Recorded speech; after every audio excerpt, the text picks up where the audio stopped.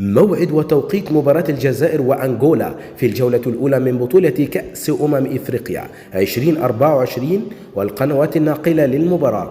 في البداية ما تنسوش تدعمونا بلايك للفيديو والاشتراك في القناة. يواجه منتخب الجزائر نظير منتخب أنغولا على استاد دي لابيكس بساحل العاج، وذلك في الجولة الأولى من بطولة كأس إفريقيا 2024.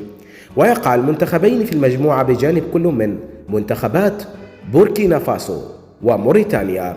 المباراة يوم الاثنين 15 من يناير 2024، وتنقل المباراة عبر قناة بي إن سبورتس المشفرة وأون تايم سبورتس الأرضية المصرية والمغربية الأرضية.